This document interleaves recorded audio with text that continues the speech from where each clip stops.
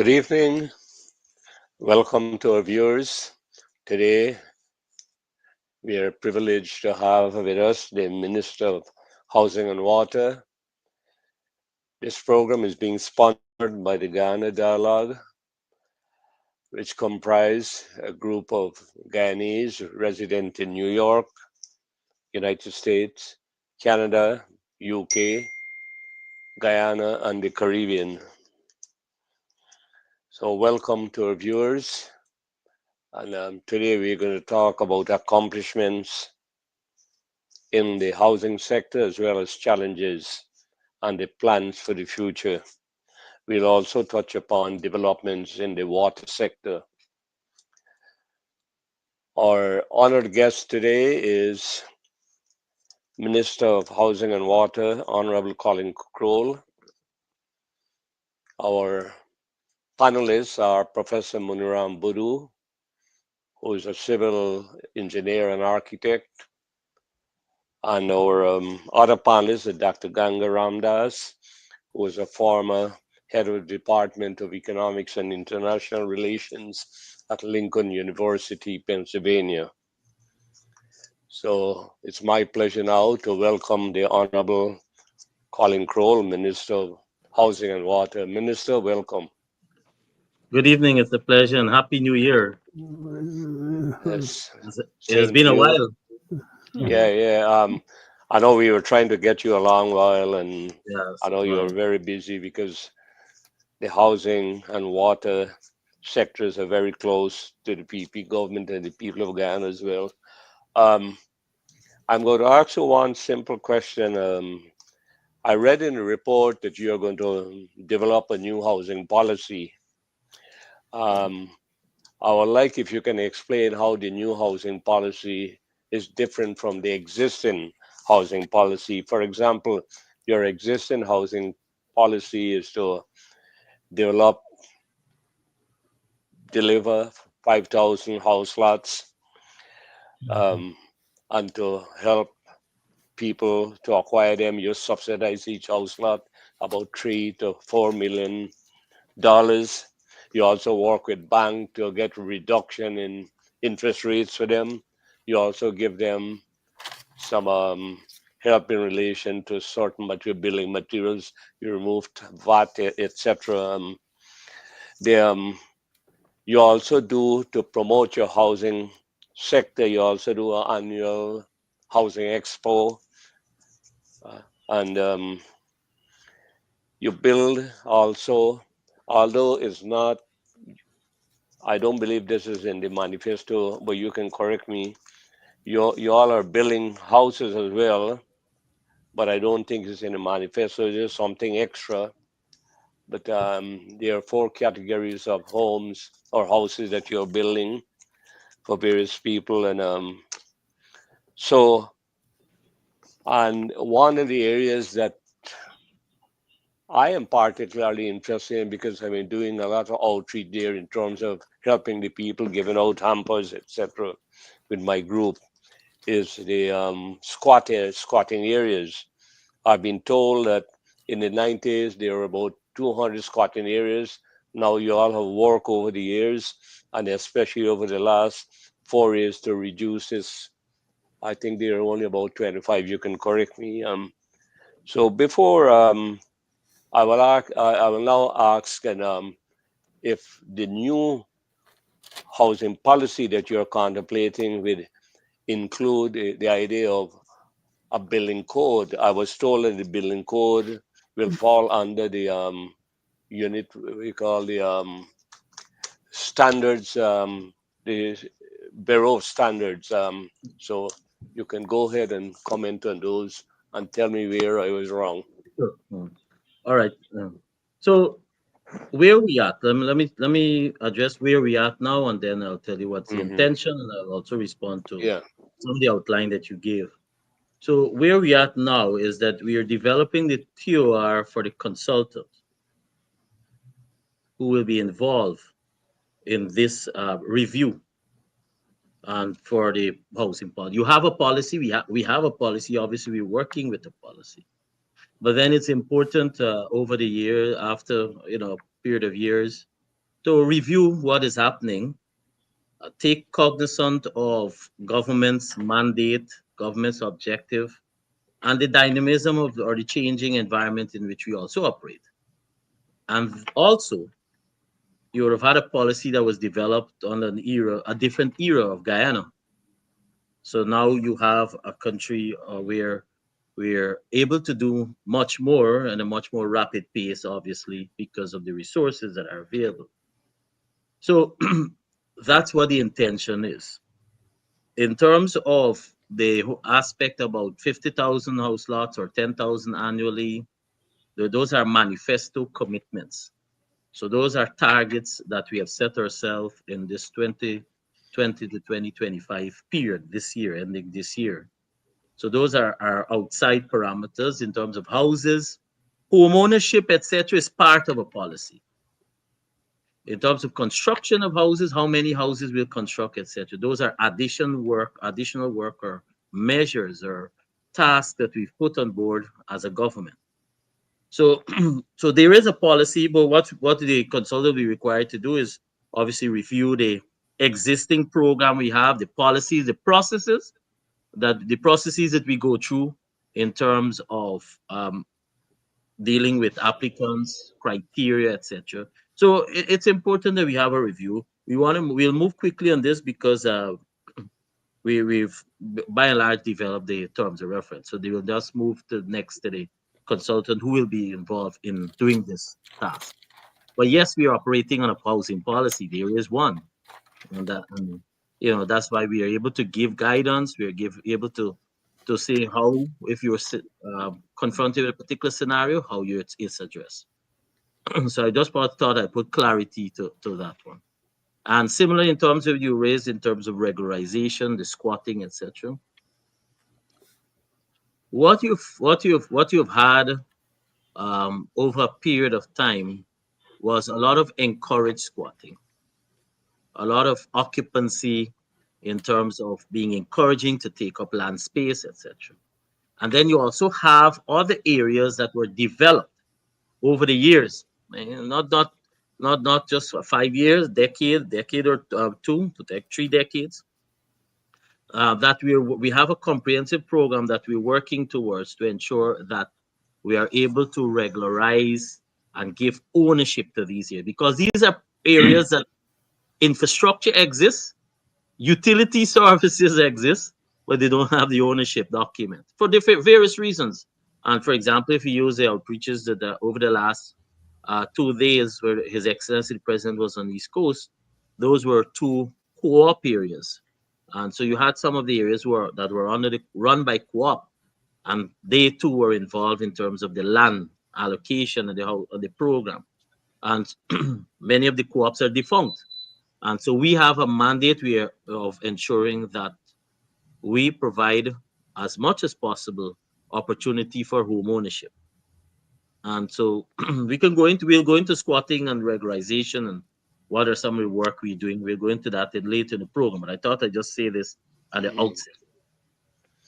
And will your review comprise also the smart city silica progress so far, or that is outside the boundaries of the consultant? No. Yeah, that's outside. The Silicon City aspect that's a work Completely program. different. Yeah. Okay. All right. Let me just put you on to uh, Dr. Ganga, then Professor Bodu. Dr. Ganga, go ahead. Yes, welcome, Minister Kroll. I'm happy to see you. Happy New Year. Same here. Thank you. Welcome to our viewers. Um, I looked at some statements about government's policy that you're developing, and I was impressed with the raising of the standard of living. But in terms of practicality, you just mentioned the reduction of squatting. That's essential. That's the core in order to move towards that broad goal of poverty reduction. Um, the the squatting areas that are of main concern, like the sea dams, There's some sad stories, there's some entrepreneurial stories, and so forth. Could you comment on the progress in that area? Sure. So in terms of policy now, with we are working on a strategy for informal settlement, upgrading, and a prevention. So we have a policy document that we're working on. Where we at, and we have a consultant already on board that is working. And what is it that we're trying? The objective. The objective is to, by and large, to develop the strategic priorities and those proposed policy proposals that will aim to address both prevention and containment, regularizing, upgrading, because when we say upgrading would be that the facility that is there to make it into a complete community. And that can be done too without looking at the social safety. So we have a zero tolerance policy now on new squatting. But what we have said as a government, recognizing what we have inherited, what we have existing, you have a government that is caring, and a government that understands the dynamics and, for different reasons how we've gone to this point. But because of the robust housing program that we have, there's absolutely no excuse for anyone to use, for any reasons, to be used for squatting as an excuse. And so we have an aggressive one to do 50,000, and we're at 40,000 plus, getting close to 40,500. Take that into consideration of allocations in 4 years in a country like ours with then population census about 750,000. That's a lot of allocations. That's a lot of land allocated, and we're not finished because uh, we have 10,000 more on our manifesto commitment. But guess what? We're not going to be stopping at the 10,000. We are aiming this year. So as close to sometime, maybe by weekend, we will have a complete proposal to be submitted for adaptation that will see us getting close or on par, an outline of one being able to ascertain or acquire additional lands to be able to reduce our pending applicants in the regions. Region 4, you'll recognize, however, because of the lands, the space that we have, because if you go on the East Bank up to Grove, where we have allocated to date, that has gotten close to the conservancy. All the allocations that we've been doing now is on the east coast of Demerara. And so more lands have been coming to us, and we've been going. So you keep going inwards. But for the other regions 2, 3, 5, 6, 7, 8, 9 Bartica, 9 Letem, 7 for Bartic, 8 Madia, and 10, region 10, we are looking to bring on par or very close to on par for pending applicants. So what that will tell you, that for this year, we are looking to accomplish way over 30,000 So, allocation. so there is no doubt that the housing program is intimately linked to economic development, and so Absolutely. The rate at which, or the rapid pace in which we can respond, it is. And then government policy, other support policy measures that we've put in place to help for home ownership, whether you talk about the mortgage interest relief, support from the steel and cement program, uh, removal of VAT on various type of construction materials. And these are all incentive. The lending rate for by the banks have reduced considerably, and that is because they understand what the vision that the government has, and what our targeting is intended. So therefore, they realize that yes, you will have as much more clientele, or you'll have much more persons who are applying for mortgage. So here, if we can bring down the lending rate, then you obviously will have a multiplying effect, because more persons will be able to borrow, or be even borrow more, because for example, the low income lending rate, the mortgage rate was reduced close to about 3%, 3% in the 4.5 years. One of the challenges would be the commute of the homeowners from home to job. Could you generally give us an explanation or a profile of how this is accomplished? And perhaps one of the worrisome things was using boats in the Amerindian areas, and floods and other kinds of challenges there. So the commute from home to jobs, generally across regions. We understand Region 4 fully because many of us live there and dwell there, and also on the West Coast. And we know those ways of commuting, waking up early, catching the rides, and so on. So give us a rundown as much as possible so we can understand the commute process from home to the jobs. So I laughed. You did bring in Hinterland into the pictures, but let me separate the two. So, for example, on the current development for the coastline, Region 3 has with Region 4, you'll realize for infrastructure and road network and opening of access, both regions have seen the most development. And so with Region 3, you have linking obviously coming on board, the Demerara Harbor Bridge.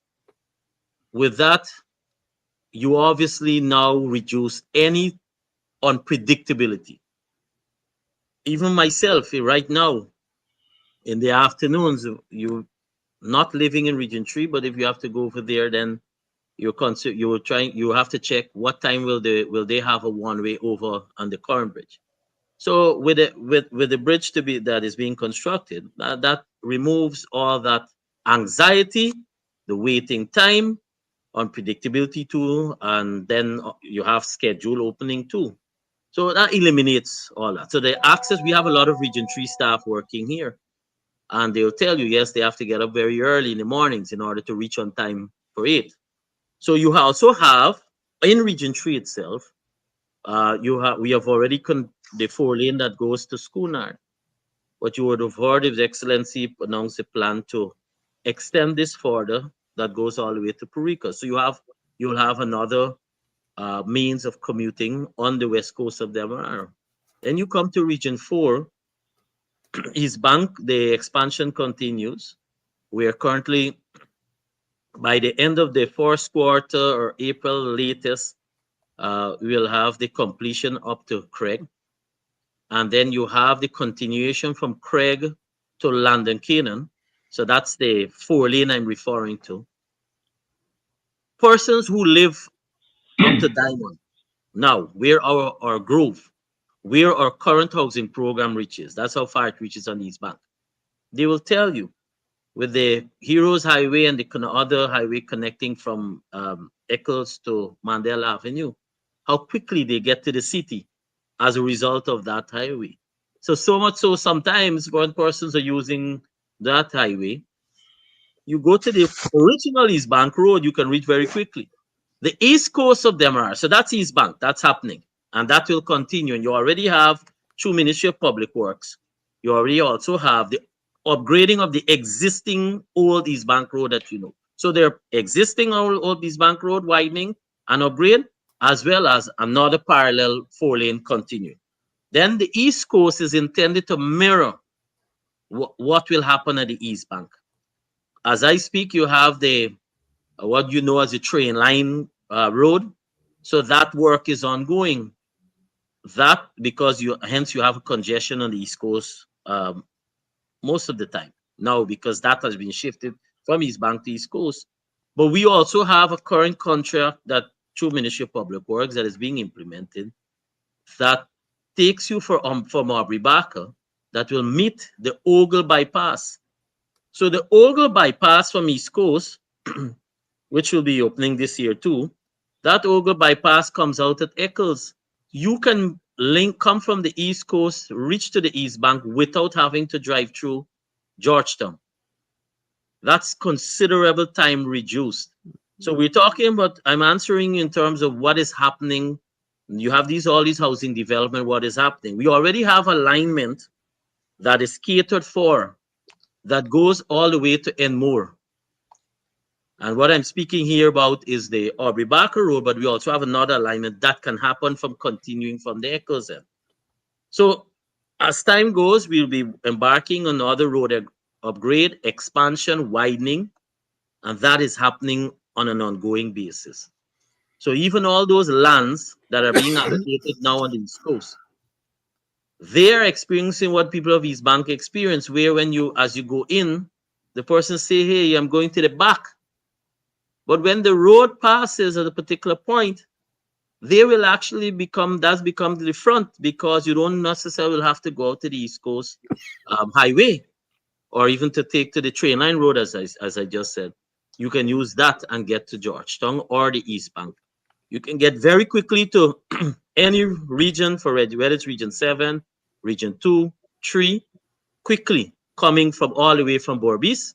And then Berbice itself has road widening that is happening. In fact, with GWI next week with Public Works, we have a meeting to discuss, because those contracts were awarded. We have to move pipelines. All these, in addition to the road network expense, we have to move the utilities, and that's an additional expense, but it's one that is necessary, not only because we have expansion from housing development, but then on a personal level, on a family level, more disposable income means that persons obviously invest more in, I don't want to say luxurious, but yes, luxurious in some case, but in necessary. So vehicles are coming in at a rate at least 10,000 for a calendar period. That is being added to the road constantly, so it creates congestion. And then similarly, you have development that is happening in all the regions. For the hinterland region, you asked though, that support is happening from different fronts. You go to many of the regions now in the hinterland where previously when you traveled, you had maybe few vehicles.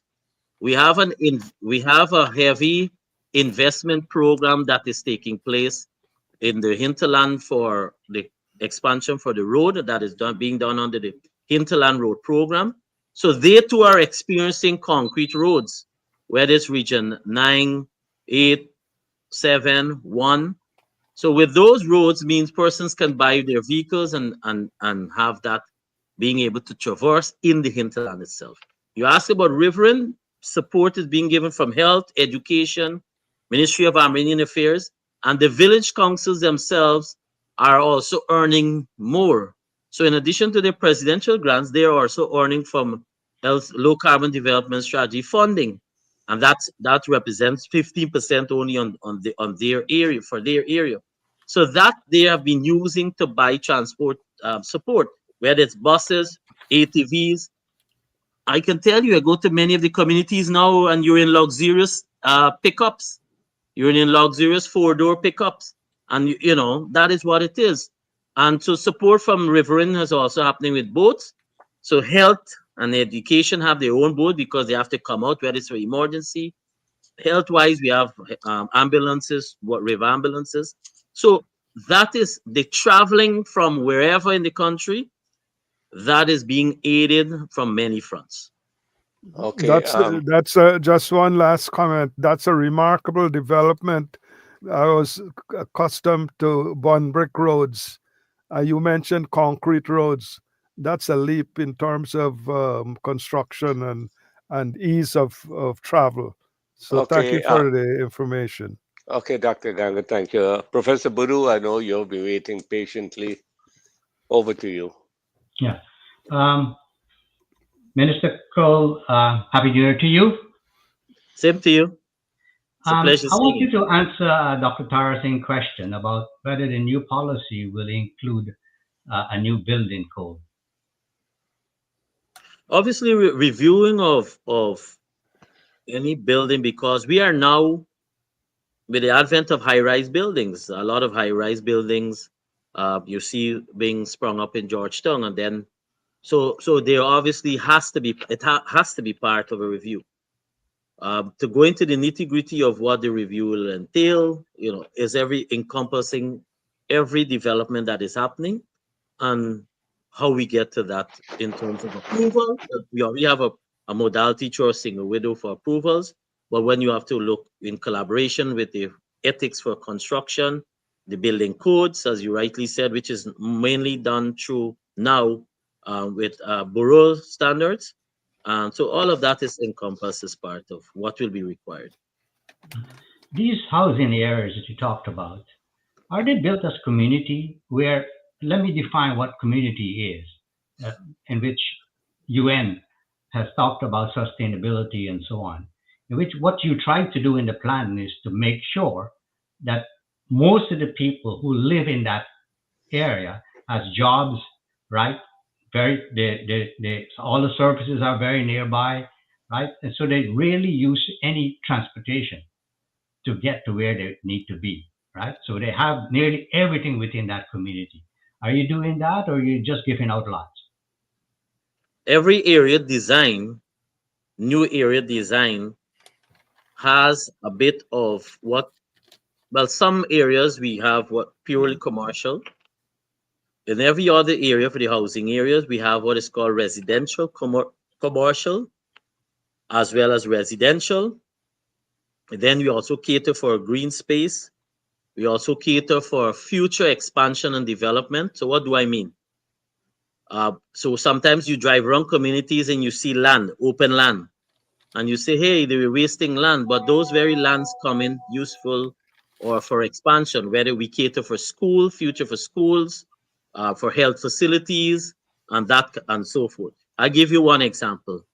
Yes, today I think the Ministry of Education would have turned the sod for the construction of a new school at an area called Caneville, on the east bank of Demerara.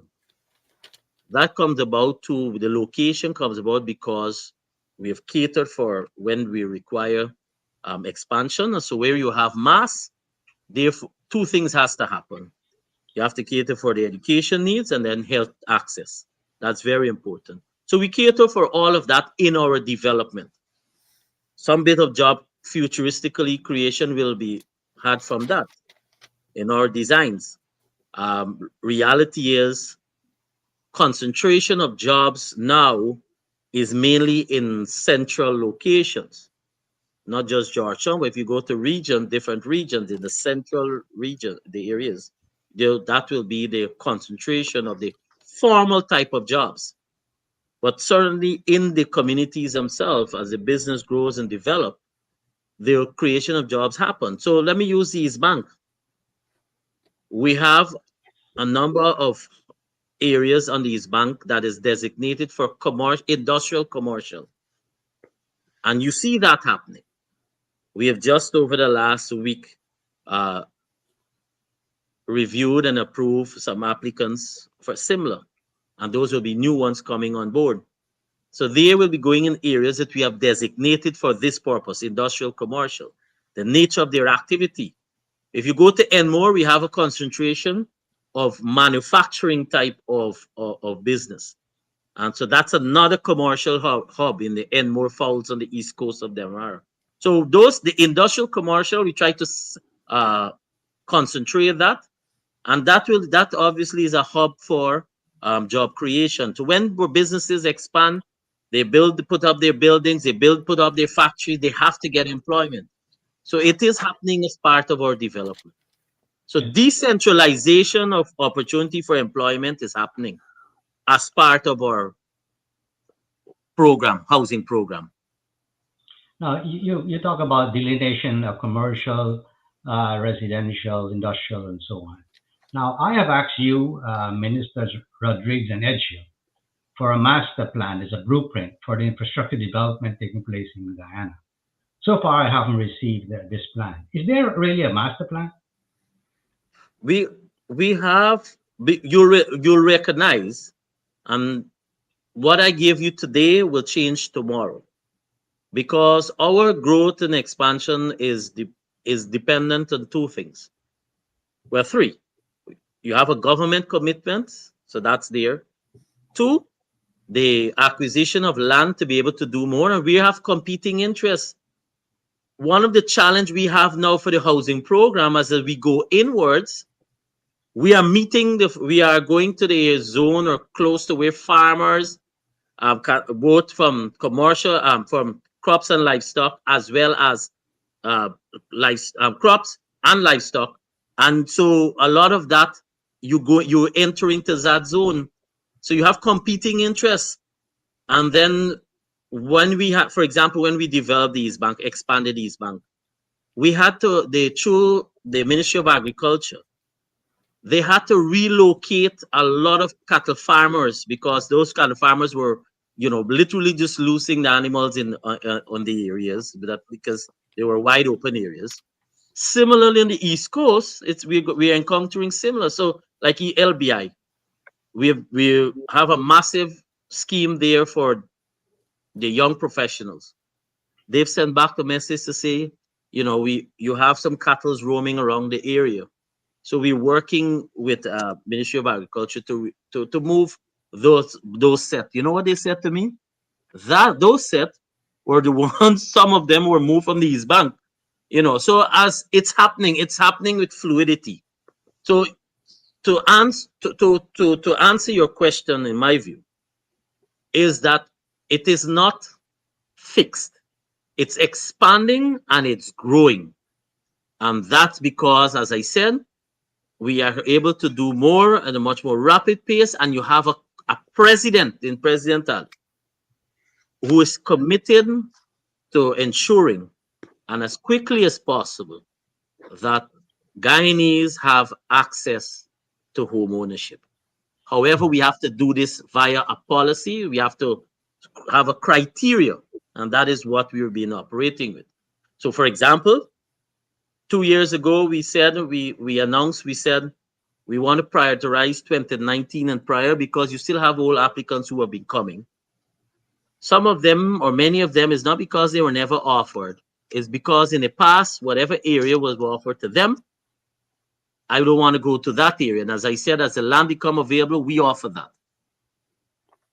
So having said that, the reality is that we will continue to grow and expand, but it is not going to be rain. It's going to be changing every single day as I speak. That's understandable, but you see, a master plan is essential for good plan and Yes, practice.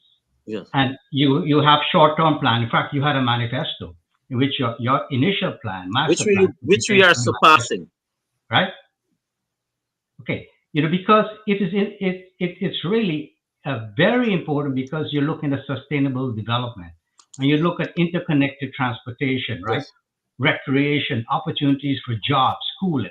All these needs to be tied in, right? And people ought to be aware where these developments are taking place. Good. So you have So for the first 5 years, then you say next 10 year, these are the possibilities, right? And as right. you can So see, for example, let's go to the regional level, because these are all done at regional level. hmm, Every so often, we have to provide information to the relevant sectors, mainly Ministry of Education and Ministry of Health, because our expansion, they also have to be on board with our expansion. They also have to be on board with what we are catering for as part of their initiative to ensure that everyone has access to healthcare and or universally acceptable standard of education, and very close access to. So notwithstanding, we have every region a new hospital is being built. You also have at a decentralized level where you have to cater for health facilities in cluster areas.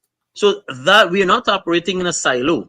We are operating in conjunction with other agencies, and even GWI too, which when we talked about it, in a few, you'll realize they also have to be on board with what we're doing. And in every case where expansion is happening, it's not just in housing sector, because when you expand the housing sector, the other sectors have to get resources to be able to supply their services to these new areas. Yeah. But Minister, what you're saying there, it really calls for what I'm telling you about a master Yes. plan. You see, because then you will plan all of that, right? At the very beginning, right?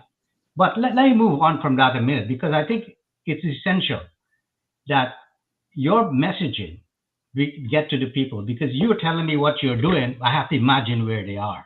And so many people who live in Guyana would do the same thing. But if you No, have a the plan, they will areas in do what all we're the doing, things that no, you're no, doing. no, no, no, no.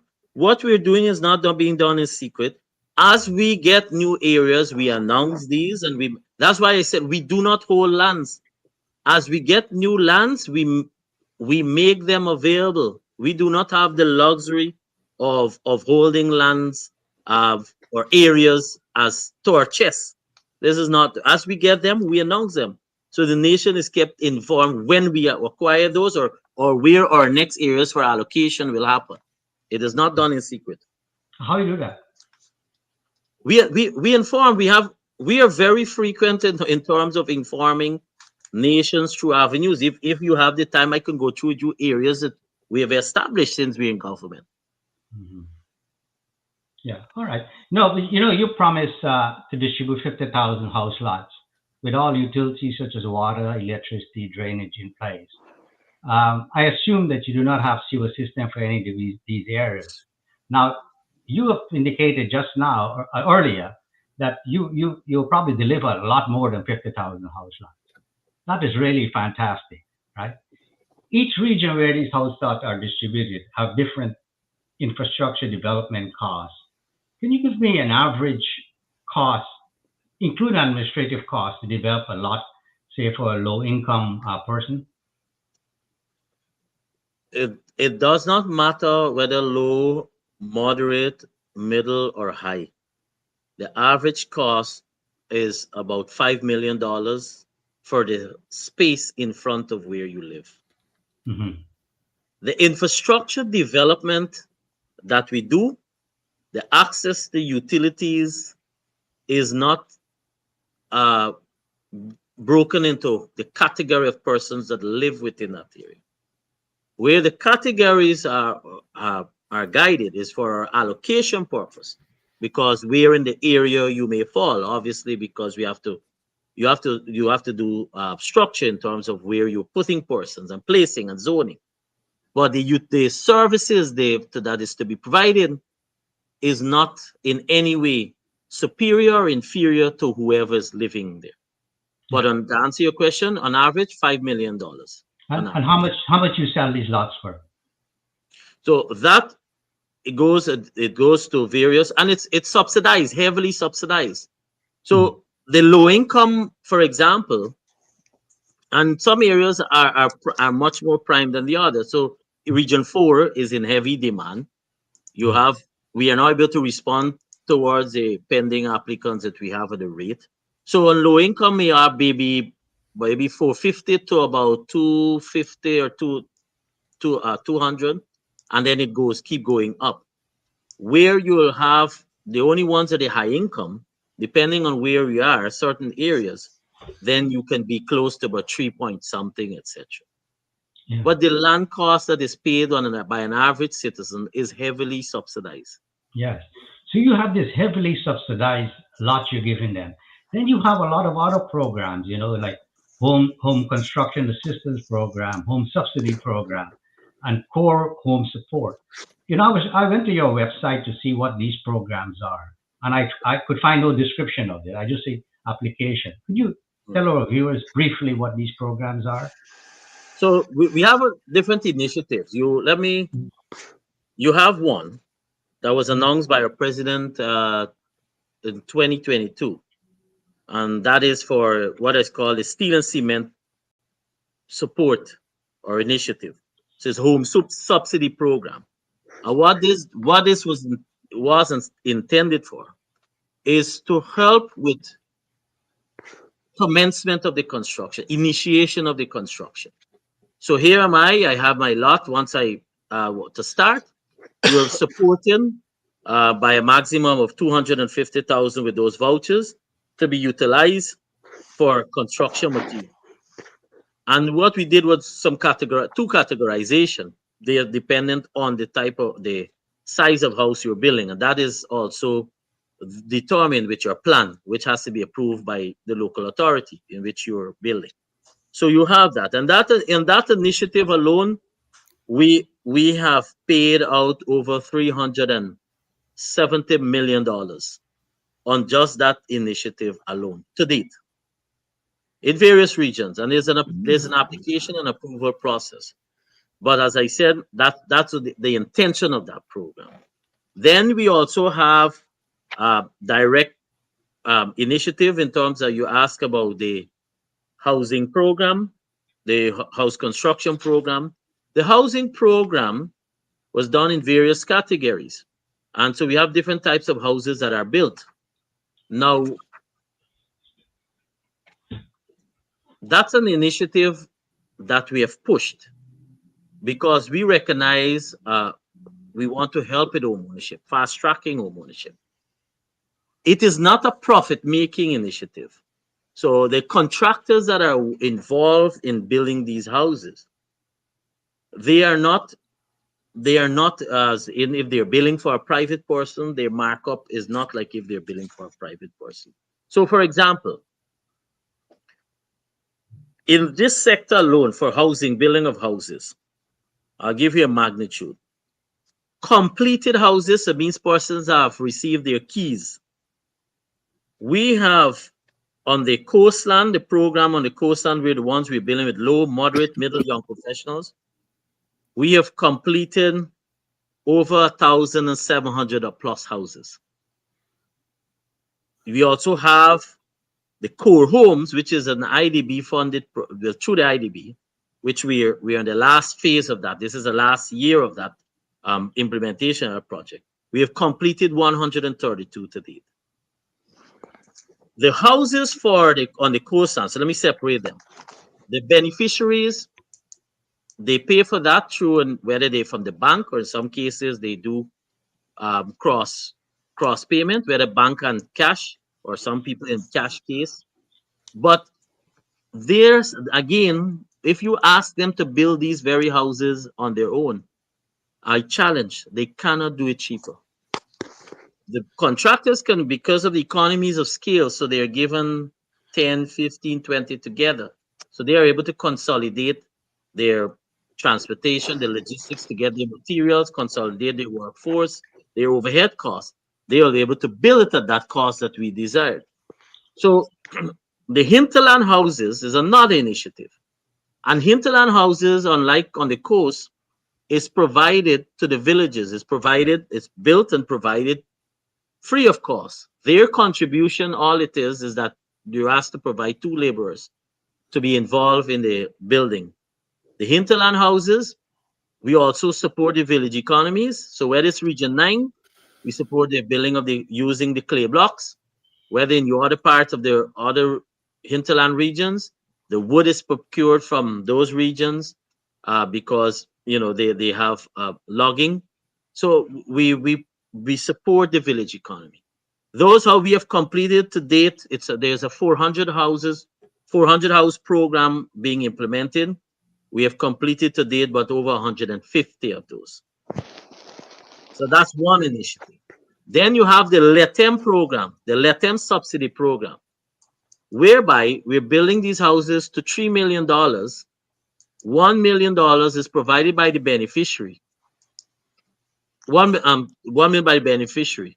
2 million by the beneficiary and 1 million by the government. That 2 million, they can go to the bank and easily get an approval because it's minimal. And so that's 3 million. What government won, their contribution 2. Well, you know what? That program is tied into where we have the housing schemes.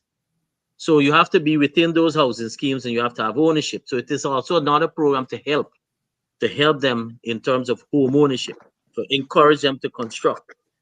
In all, on housing program, this simple initiative, about $38 million investment on the houses themselves. Now, that does not take into consideration the spin-off, because when you're building, there's there are other support, whether it's transportation, laborers, etc. So $38 billion on this initiative.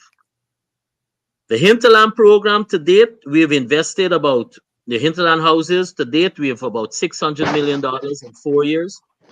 The Coastland housing program, about $20 billion. We have as I said, the core home program, and so it's ongoing. We have another 1,724 houses that is under construction as I speak, and we have been awarding as contractors come on board. So this also helps because there are people who are working; they don't have the time to be able to deal with the hassles of contractors. But I'll be the first to put my hand up because I'm sure somebody will message or call in to see they have had chance, or somebody who has benefited from one of those houses will say there are challenges, and we have had issues of contractors, and we're trying to address those. We have had issues of contractors leaving the Right. job halfway. We have had issues of contractors who may have been working slower than how they should. So they've gotten more money, and the banks have been releasing this in tranches. So that is a protection mechanism. You don't release all the money. So, in case of the protection. But if you remove the negativity for the complaints, the impact alone on that housing construction program with a spin-off, and as I said, for development of new areas, is not just the $38 billion investment that I just alluded to. Okay, Minister, we want to branch off a little to water. Mhm. But before we go, can you say how many applicants for house lots are still pending? So for the pending applicants, so let me give you an idea what we have done. So you'll get it by region. We inherited. Let me start with what we inherited. We inherited about 68,000 applicants. This is August 2020.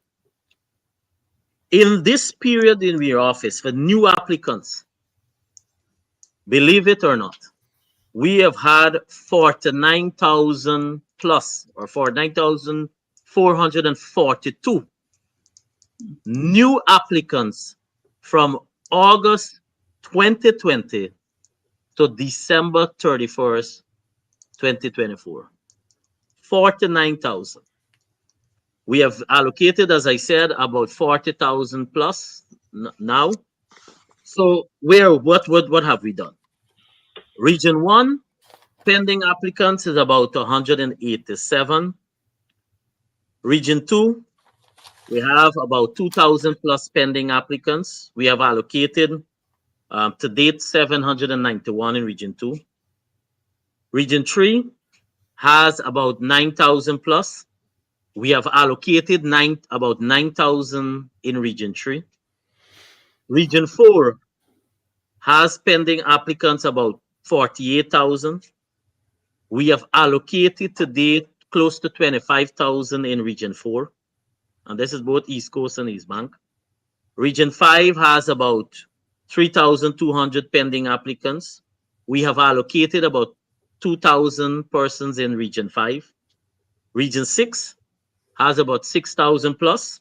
We have allocated about 2,000, similar to Region 5 in Region 6. Region 7 has about maybe 900 pending applicants. We have allocated about close to 200. Region 8 is minimal, that's about 40 something pending applicants.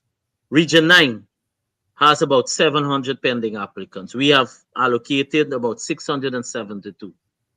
Region 10, they have about 4,000 pending applicants. We have allocated over 1,600 in Region 10. So that's the scenario. Of course, our pending applicants, I'm the data I'm giving you. I'm just going by what's stated in our system.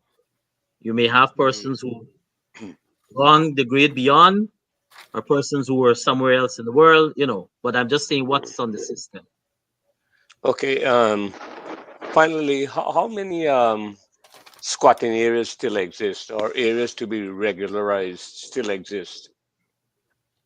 So what we found, you have areas and you have what is, maybe you can call it settlements. So somebody along a short, maybe a 5 or 6 houses along a dam, a one or two here. You get my point. And then we have some persons in a cluster. You go to Bell West and so forth. You have an entire here area. And we have said, if this year, in fact, since we're in office, if my memory serves me right, about 17 areas we have regularized. And what are those? Where are those areas? So we had, for example, in Region 2, areas such as like Charity. Then you have a lot of areas in Region 3, many of them along the what is called the old railway line, where the railway line passed for Region 3. So Greenwich Park, the Kendron, Tushin, Iflot, and we have Virgin Nugent Railway, Good Hope. Good Hope Railway. There's a Good Hope Plantation, Good Hope in Region 3. You have, for example, De Willem, Barnwell, Philadelphia. Here in Region 4, we have done areas such as like Bachelor's Adventure, Chatamargo. We have portion in Annandale, Diendrak. Um, Region 10, for example, like Christianborg, Wismar, Amelia's Ward. But we have a number of areas we have targeted for this year. So we have targeted about close to about, I would say about 24 areas we have targeted at a minimum for this year. Where are they? For Region 2, Lima Sands Housing Scheme. This is regularization. Uh, on the Esquibel Coast, there's the Paradise Gym, Mariah's Lodge, Walton Hall area. In Region 3, we have areas such as Plantation Best Reserve. For example, in Region 4, we have Mocha Arcadia, Enmore, BZ, and Mocha Arcadia, by the way, well, maybe I want to spend a little time to speak on that. You have Enmore, BZ, Newtown, Enmore Hope, Vigilance South, North. These are areas that you have driven through and you took for granted to think that they have ownership. You have Enterprise, Land Region 6, we have like Belvedere North, Hampshire, Region 10, like places like Aichuni, Kamaka, Silver Hill, West Watuka, Kansas City, Wismar, um, Siberian, etc. With a minimum of, we're catering for a minimum of about 1,000 to be regularized. Then you will, 1,000. well, minimum 1,000 to be regularized. All But right. you also have relocation. So these are like informal settlements that you can't regularize and you have to move. What I gave you was areas that where they will remain. Some of them have infrastructure. We'll have to put infrastructure, but they'll get ownership because Mhm. the land is. So we have a number of other areas that we have a massive relocation program too that is ongoing. Okay, thank you. Now, water. Um, I read reports that you have made considerable progress in potable water. Mhm. I think that the figure was given that you have installed 13 water treatment plants. You want to talk a little about that? What's the coverage now for potable water in the coastland as opposed to the hinterland? Sure. Before I go into details, when we got into office, the very first task that was given by um, Guyana Water Inc. was to come up with a strategic plan. So we have a 2021, so that's why it's 2021. So we have a 2021 to 2025 strategic plan that we are fulfilling. The reality was you have many of the areas that were without water.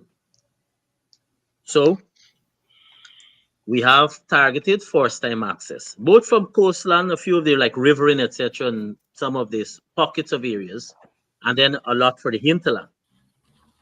The biggest challenge, however, in addition for the low rate for hinterland, we'll go into details. A lot of the complaint was the quality of the water. So we set about to address this as a major exercise. And that major exercise therefore required heavy investment or resources. As a result, for example, when we got into office, 52% of the population on the coast, meaning from regions 2 to 6, only 52% benefited from treated water. Where are we today? Because, I've seen comments when we had our year in review press conference. And, I've seen comments when we speak about water. But we must recognize the changes that are happening. So on the treated water, where we are now, as I speak, we are about 62% coverage of treated water. But you know what? In this 2025, we will be very close to 90% of treated water. You might ask yourself, well, December 31st, you were at 62% or 63%. How can you reach the 90%? That's because of the investments that we have done. So what are some of those investments? We have 7 new large treatment plants that we have invested in. We have, in addition to the 7, so let me give you quickly. Region 2, there's an on-the-naming plant. Region 3 at Parfait, Harmony, and Wales. Region 2 is about 18,000 residents we're catering for. Region 3, 55,000. Region 4, Caledonia plant, the Caledonia plant of 15,000 residents. And then on the East Coast, Bachelor's Adventure. By the first quarter of this year, so all of those, by the first quarter of this year, we will move to about 80%. Why? As early as Sunday at 2 p.m., His Excellency will be commissioning the first of the completed treatment plant, those large treatment plants that I referred to, the Caledonia treatment plant on the East Bank. And that will now become into commissioning, into usage. And all the others will be completed within this first quarter. In this January, you have most of them will be completed. And with them, also saw the drilling of a number of wells. So what else did we do? We've drilled 15 new deep water wells at a number of areas. I mean, if I get time, I can go into them. So that, in addition to that, we have also invested in our transmission line. So if you go everywhere across this country now on the coastline, you will see massive transmission changeover and distribution lines being run wherever, every community. Hence, we run into trouble where a person said, you've just done the road and now you're coming to do the pipeline. I mean, it's a justifiable complaint. But we have a massive program, and it's every area that is affected in a positive way. And so the transmission and distribution of the lines is to support these plants, because with the plants means heavier, you will have more output. And so we have changing out of the system. And so, as I said, as early as the end of this month, you'll start seeing a lot of changes in terms of this. So yes, I know persons will show water running through the tap and it's look discolored, etc. But that program, the treatment plant program, is one that we're proud of, because that has been a heavy concentration in terms of where our resources over these last 4 years are going. There's another 5 that is being implemented as I speak through with the Caribbean Development Bank. So we haven't, that is ongoing. So that is what is going to make us move onwards to the full So 90%. so Pardon me? how many treatment plants you have existing right now? So, so in terms of treatment, so what we did, we have treatment plants in the system, but in every one of them, what we did was upgrade. So, for example, Eccles was an upgraded one. If you go to Region Two, the Lima plant is an upgrade. What we have increased the output of the existing. If you go to Pleasance, we upgraded that system. Um, I can get that information and go through with you, but all the plants were invested and upgraded. East Bank, Covent Garden, we have upgraded that. When we say Mhm. upgrade, we've changed out the inline filter system and we've increased the output. And we've drilled additional well for the water source, so that we can have that output. Okay, So, well, sorry, what about the hinterland coverage yes. with So potable Hinter, water? sure. So Hinterland is another area that we have invested heavily on. Over $2.5 billion we've invested on the Hinterland water program in this short period of time. Now, the Hinterland program, when we inherited across the board, and when I say the Hinterland program, I'm referring to regions 1, 7, 8, and 9, as well as the riverine communities, like, for example, in region 10, and so forth. So in 2020 August, Hinterland coverage was about 46%, below the 50% mark. Last year, and well, in around 2023, we moved that to about 82%. Right now, we are at 90%. We're at 90% of the end of 2024. Our intention is to have 100, as we committed in our manifesto, is to have 100% access. More than 50 new wells were drilled All right. within this period. Thank you very much. We run out of time, but Dr. Ganga, your Maybe we last, should have a housing and then we should have a water. yeah, Yeah, Dr. Ganga, this your is a la very important topic.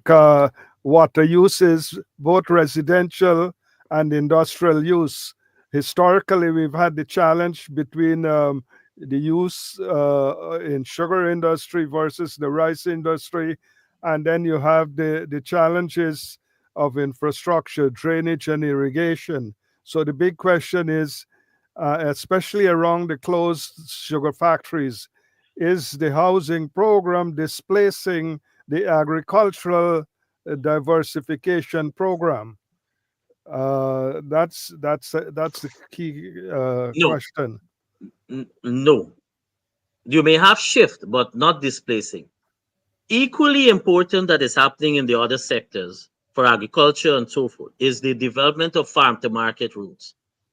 That's a major investment that has been happening, whether done through Ministry of Public Works for that initiative or Ministry of Agriculture. And the farm to market roads, it is essential because it allows the opening of new lands. That's what it allows. So Ministry of Agriculture, their access to lands has been able to increase. In sugar, in the sugarcane land perspective, of what you asked about, because Gaisuko already has a plan, a strategic plan they're working where they've consolidated in certain factories in certain areas. So, for example, Region 6, they have decommissioned on the East Coast. That is how we were able to get additional lands on the East Coast and very and more and so forth. all That right. that so that what that does is allow us now to move in. But no, because government is not leaving any sector. I mean, Uh, if yeah. you check on or what is happening in diversification, what the president is doing, that the growth has happened for the agriculture sector outside outside of the main crops. The agriculture sector has seen a growth in the non-traditional crops. And so that will tell you government's program is working to ensure that while housing is expanding, diversification for other activities has to happen because we all have to consume. But you All right. also have an initiative by our president not focusing on Guyana alone, but to move further afield. Dr. Gange, your last point. But just to answer your question, I didn't give you the number. It's eight. So in summary, what we have was it's seven new treatment plants, 18 small inline treatment plants. When new, I mean big ones, and then 18 inlines. Then we have 12 upgrades. Those are the one you asked. 12. It's 12. And we also have, as I said earlier, five new that have started. Yeah, I think we got an A for residential use of water, but it is not clear about the industrial use, especially where the sugar factories were closed. I had a question posed to me whether the lands, let's say, around LBI should be given to private rice growers and around there and also in Enmore. Are we headed in that direction or thinking about expanding rice production? We, well, the area using as the example, we're way past. We already utilize those lands. On the LBI side, we have gone far in, and similarly for Enmore. But the area on the East Coast was sugar mainly, not rice. Okay, All right. let's move on. Professor Bodu, your last comment and question. Minister Croal, there's a lot of focus on the recently at least on the cash grants. But from what you have stated to us here on this program, some Guyanese are getting a lot more money, especially those who have housing needs, right?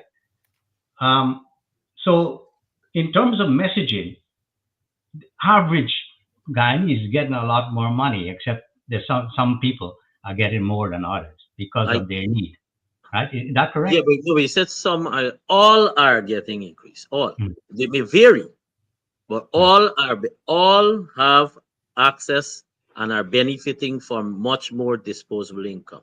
All, Right. because even from the hinterland to Georgetown, the investment for healthcare. So what you're spending less for your healthcare. I mean, that's a separate program, but the initiative for programs for the spectacle, for elderly, for dialysis treatment, you can start listing them. Mhm. These are all initiatives. These are all things that are happening that you don't traditionally you have to find from your pocket, or even pensioners. You started use some of their pension money. It's everyone that is benefiting from increased disposable income. Yeah. Now, is there a policy to move away from groundwater and utilize more surface water with the necessary treatment that you mentioned just So now? so right. So we not while this what I gave you, the example I gave you would just speak towards um, surface water.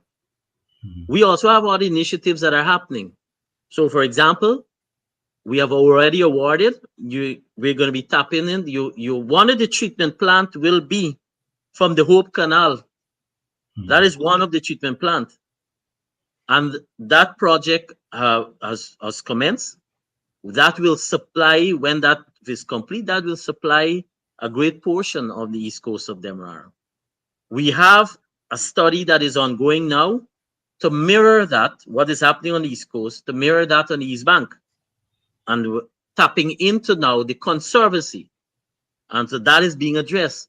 So no, we're just not depending on just that kind, because with climate change and other variables, wells, the productivity of a well may not be consistent across the board. And Yeah. it's a challenge. It's something we've had too. It's a challenge we've had. I mean, we Mhm. didn't go too much into the challenges, but the Yeah. dynamics or changing Yeah. climatic conditions has had an effect sometimes in some areas in terms Uh, of access to all right, to- Minister. I think that we've come to the end. I mean, this is a very interesting conversation. We have to get you back.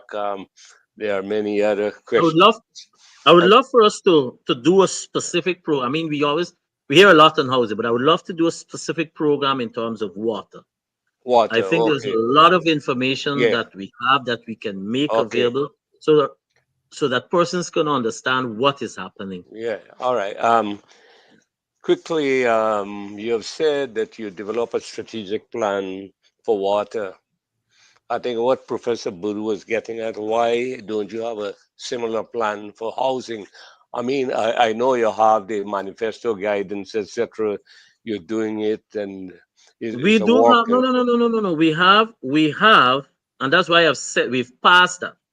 We have a strategic plan for housing that we have worked on in terms of similar for GWI, where they're working on 2021 to 2025. We have a 2020 to 25 housing program, but we're beyond that. We have moved beyond just the strategic plan. We have Mhm. other activities that we have included. So our work is enhanced and So, multiply. so if you have a plan and you're going beyond, That's right. why don't you upgrade the plan then to incorporate these additional things that you're doing? Don't you think that that would be But a but good thing to what do? I don't get, what do give you have to give me an example of what we have omitted. No, no. Let me clarify. I think there's a misunderstanding what we are looking at. When you're planning something, right, you will have to have a drawing showing the areas, right? So let's say Guyana, right? You have a map of Guyana, and you show, say, in the take a given region, what are all the developments taking place in that region, right? You show a map, right? This region, we got residential house. Here's where the recreation area here is going. These are the roads that are going to be built. These are how the various transportation systems will be connected, right? That is the kind of thing we are talking about. So you get a big overview of what you're doing in the country, right? Okay. Rather than bits and pieces here and No, there but and that housing. requires So we want to see that plan. that's a multi-stakeholder approach. Yeah. Yeah. We have, in terms of housing, yes, for every region. Even on my wall, you see there's an entire East Coast East Bank Oh, plan there. So we have for housing, we have the alignment where those infrastructure exist. yeah. Okay. But in terms of beyond that, then Yeah. Well, the master plan got to include many it's agencies, happening quickly and it's many happening very ministries. rapidly. Okay. We're afraid we have come to the end of the program, and Minister, we thank you for being here, but we'd like you to make your closing statement. Certainly, thank you for having me here. To your viewers, I want to say that we have accomplished a lot. We are proud of what we have accomplished. We have set about with a mandate and a task, and we're going about to achieving this. But we are not satisfied. We are not satisfied. We're not satisfied in the context that we want to do more. And so, led by our president, and as I said, I think at an engagement early in the week, led by our president, who has said to us, let's, when you deliver service, do this to the best of your ability, ensure this is done as targeted, and work with a mandate. So, in terms of all of us, we are delivering on our mandate, but we want to do this as we can do more, and as we've been getting the support, we have been doing more. The staff themselves have been pushed to the limit. They are being constantly on the go. There is no rest period because of what we want to accomplish. We want to ensure that everyone has a comfortable life. We want to, as far as practical, everyone has access to home ownership. We want, as far as practical, to ensure that we fully implement the our SDG goals, like for 11, because 11 is one will address the whole aspect of people who do not have ownership, do not occupy space, and to have live in a comfortable environment. We want to ensure that SDG 6 is accomplished. Access to water and sanitation for all. This is what we're working to accomplish. And we have signed on to 2030, but we're going to move. This is happening before, because we have set ourselves as by 2025, we must be able to accomplish this. And we will do much more. And in the PPPC government, will realize you have a caring government, you have a government that understands the needs of its people, and we want to ensure that we are here to continue to deliver the level of service that is acceptable to people. Thank you very much, Minister. We thank you very much. We know you're very busy. And I also want to thank Professor Budu and Dr. Ganga Ramdas for being part of our regular panels. And we thank our viewers. We'll be back next week. And so, wishing you all a pleasant weekend. And Minister, all the best to you. And I know you have a budget 2025 next Friday. So Correct. hope everything goes well, and all the best to you. Thank you very much, and it's a pleasure joining you. Yeah, thank you. Thank you, Minister. Thank you. Um,